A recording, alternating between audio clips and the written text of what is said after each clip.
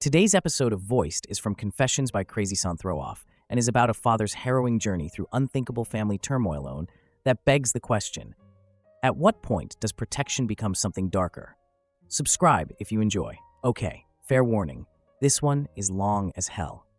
Apologies for that, but this is very hard for me and I have been carrying it for a lot of years. On the advice of my therapist, I have written it all out to try to work out my feelings on it. He did not advise me to submit it to Reddit, of course, but I have struggled with this for a long time, and I need to hear other people's opinion on it. I still really have no idea how I feel about it, even after all these years, but I will submit for judgment by the masses. I know I did wrong on some things, probably a lot of things. I tried to do the best that I could. My son was very troubled. Very troubled. If you have seen the movie We Need to Talk About Kevin, it will really help to understand what I'm talking about. Because I swear to God, when I watched that film, I thought I was watching a documentary of my life. I felt like the writer must have had cameras hidden in my house. That's how accurate it was. The only difference is that in the movie, the boy appears normal to his father and only reveals his true nature to his mother. With my son, he didn't have that mask. His insane behavior was the same with everyone. From the day he was born, my son just came out wrong. He was planned. My wife and I tried to get pregnant and were ecstatic when he was born. He was wanted and loved. We showered affection on him and really tried to give him a happy childhood. But from the day we brought him home from the hospital, he was miserable. He cried for 13 months straight. I am not exaggerating. 13 months without a break. He cried until he had no voice left and kept crying. You could see his little face scrunched up and no sound coming out. Totally hoarse. There were times he would literally be crying in his sleep. I have never seen or heard of any other kid able to do that. We brought him to doctors, specialists, tried changing his diet, held him, rocked him, toys, swaddling, music, mobiles, everything we could think of. Nothing worked. 13 months of grating, grinding, no sleep hell. Once he got over the crying stage, we thought we were out of the woods, but it quickly became clear that for some unknown reason, he was just angry at being alive. I never saw that kid have a genuine, joyous smile once in the time I knew him. I saw him grin a vicious, horrible grin many times, taking a perverse pleasure from causing pain or suffering or breaking a rule, but a smile from real pleasure at something nice? No, never. Not once. He had no interest in anything positive. He was fueled by hate, and everything he did was bent toward that. As soon as he could walk, his mission in life was to destroy things. He would break or try to break anything that came in his range, smash it, chew it, throw it in the toilet, whatever he could. After a while, he figured out how to get his diaper off, and took great pleasure in defecating and urinating anywhere he could. After a while, he figured out he could hide it, and started urinating and defecating in places we wouldn't find right away, grinding it into carpets, making it even more of a problem to clean and making the house stink. When he got older, ages 9 to 15, he would urinate and defecate in our bed until we got a lock on our door and he wasn't able to get in anymore. Then he'd just defecate in the hallway in front of our room. That biological warfare started around 2.5 years old and he never grew out of it.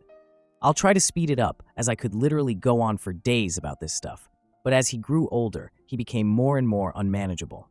He would bite, kick, scream, scratch, and spit at anyone trying to do anything with him.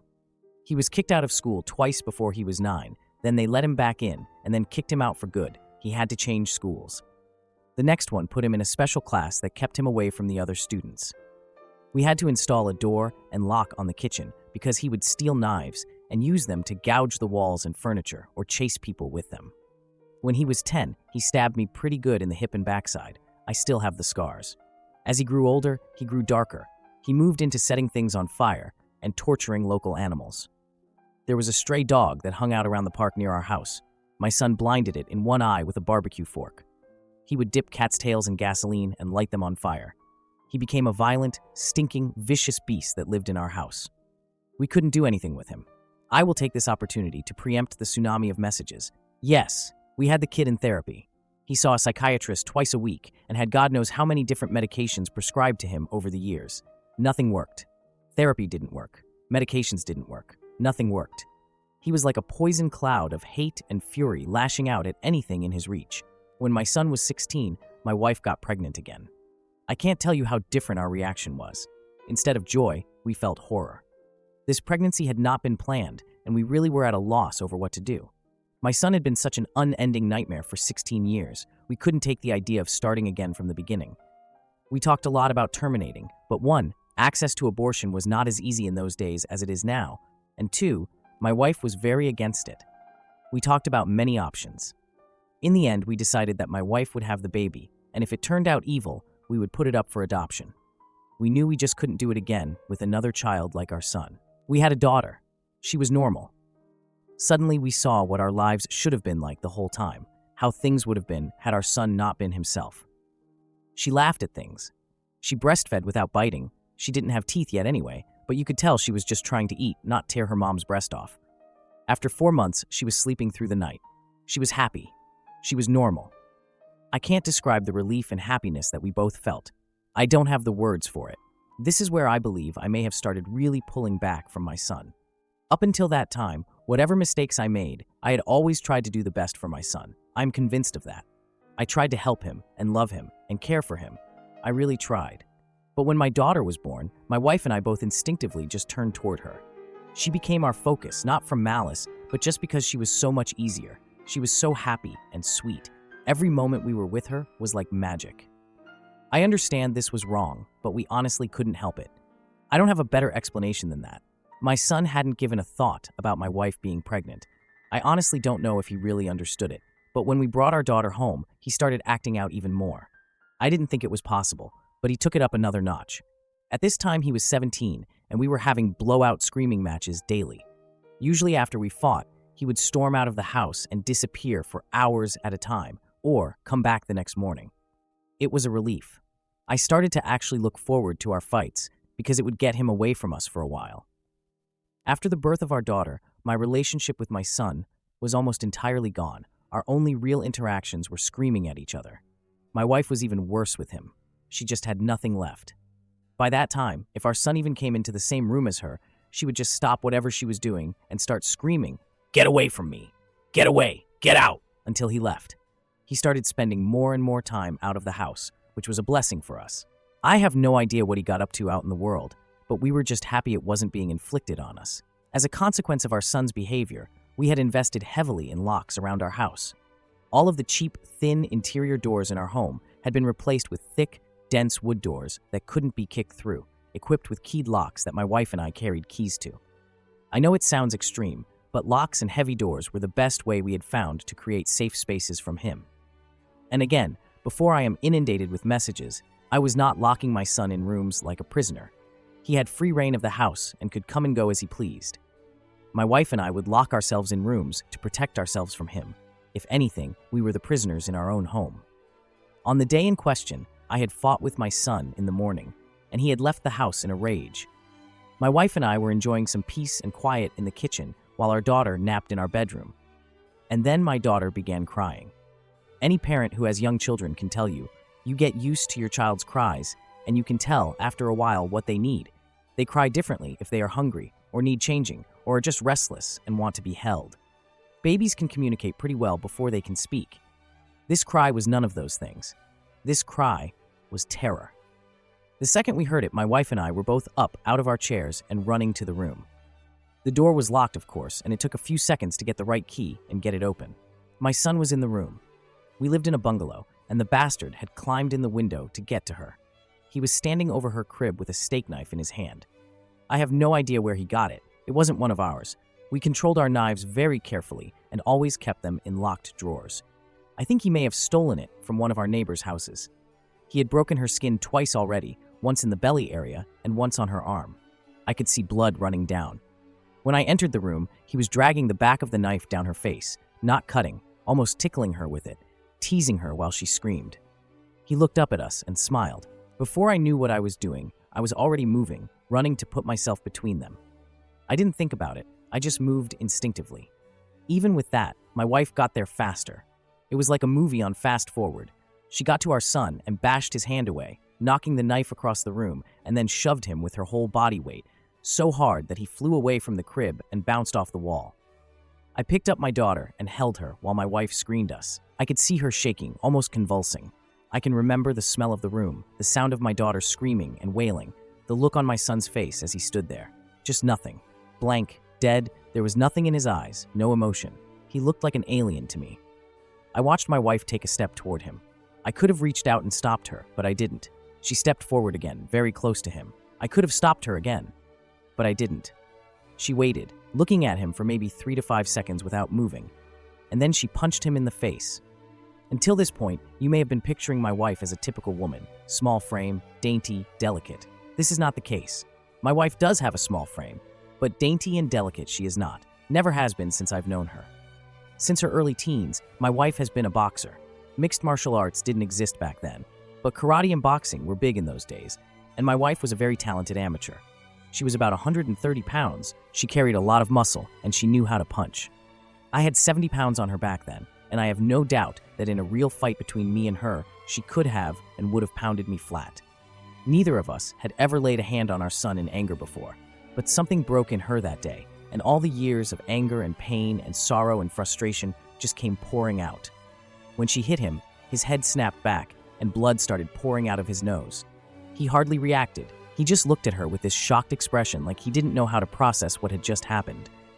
She waited another second, and then she hit him again. I could have reached out and stopped her. I could have dragged her out of the room, taken her away, calmed her. I didn't. I just stood there and watched while she systematically started to pound him to a pulp. Every time he brought his hands to cover one part, she would blast him somewhere else, body, head, over and over. He started screaming, crying out, yelling for her to stop. It's the most genuine reaction I'd ever seen him have to anything in his whole life. But she wasn't stopping. I watched her ramping up, hitting harder, faster, working him like a heavy bag. He tried to swing at her, and she slipped him easily. She was on autopilot, sinking down into her training. I stood there watching for a minute.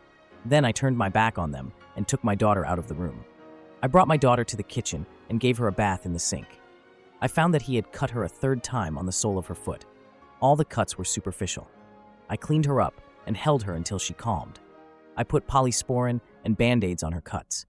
In our bedroom, I could hear my son screaming, calling my wife horrible names, telling her he would cut her head off and desecrate her corpse. After a while, I didn't hear him saying anything anymore. Didn't even hear him crying out. I assumed that he must have been knocked out, but I could still hear her beating him. That went on for a long time, long enough for my daughter to drift off to sleep in my arms. I just sat at the kitchen table waiting for her to finish. Finally, she came out and sat down across from me. Her hands were swollen and red. Her face and arms were splattered with blood. Her chest was heaving.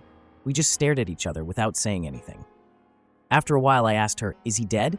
She looked back at me and answered, "I really hope so." I nodded. That was all there was to say about that. I understood how she felt perfectly. I felt the same. I didn't know what to do, so we just sat there waiting silently. Eventually, my wife started crying and went to go take a shower. I just stayed where I was holding our daughter. After a long while, I heard moaning and sobbing coming from our room. It turned out that my son wasn't dead. I went in to see how bad it was, and it was pretty bad. I've never seen a more merciless beating laid onto anyone before or since. He was lying on the floor, rolling around with blood leaking out of his face, lying in a pool of vomit. His nose was squashed flat out across his face. Both of his eyes were completely swollen shut and starting to blacken already. I could see that a couple of his fingers were bent out at weird angles, and he had urinated in his pants. I think he must have been missing teeth, but I couldn't see any on the floor, and I couldn't see inside his mouth. His lips were all puffed up and swollen. From talking to my wife about it later, I know now that she had systematically beaten every part of his body, focusing heavily on his legs. She told me she kicked him in the groin repeatedly until her legs got tired, and had kept beating his body long after he had passed out. When my wife came out of the shower, I still didn't know what to do about our son. I didn't know whether to call the police or an ambulance, take him to the hospital myself. I honestly didn't have any idea what to do. After a while, I realized that I simply didn't care what happened to him anymore, and we decided to just let him live or die on his own. There was an in-law suite in the basement that we had never really used, and my wife, my daughter, and I just moved down there. We simply ceded the top floor of the house to my son and locked everything down, separated our lives entirely. There was plenty of food in the upstairs cabinets, enough for a couple of weeks or more. He had a washroom and bedrooms to use. We had a washroom in the basement, a small kitchenette, and a separate entrance, so we just stopped going upstairs. We just decided we were done with him.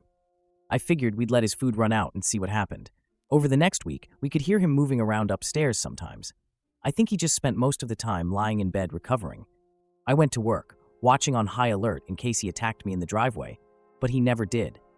My wife stayed home with our daughter. She was never out of our sight. One night, we heard him going ballistic, smashing things and banging. We didn't respond.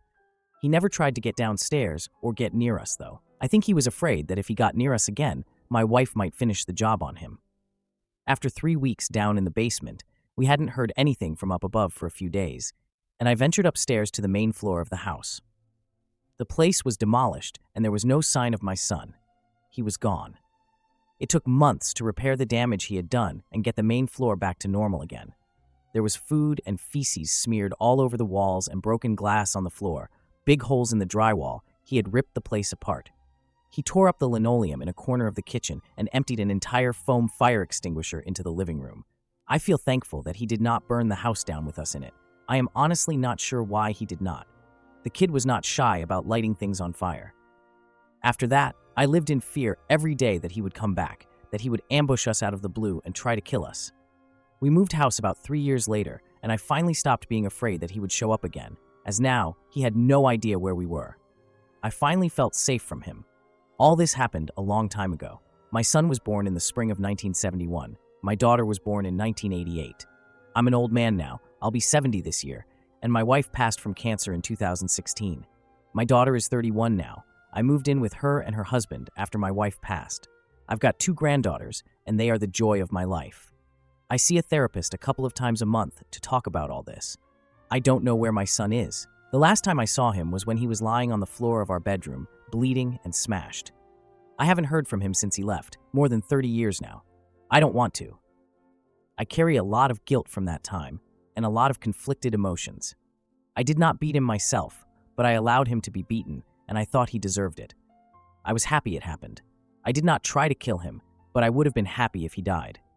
I will say that I do hope he was able to overcome his demons and go live a normal life somewhere. If he was not able to do that, if he stayed the way he was, then I truly do hope someone out there killed him. When I knew him, he was a rabid dog, and whichever way it went, I just hope he is not still out there hurting anyone else. Whoa, this story is a roller coaster of emotions, blended with pain, rage, and a desperate struggle for survival. It's heartbreaking to see how a child's challenges can morph a family's love into something that feels like a fight for life itself. The sheer complexity of human emotions is on full display here, parents torn between their primal instinct to protect their children and the unbearable weight of their son's darkness. It's wild how trauma can rip through family dynamics, leaving scars that maybe never fade. And let's be real, this situation screams for understanding. While some might see neglect or failure, others could argue it was a protective measure taken in sheer desperation. What do you think about this situation? What would you have done? Drop your thoughts and reactions in the comments below. Thank you for listening to today's episode of Voiced. If you enjoy daily, high-quality stories, please like and subscribe to show your support.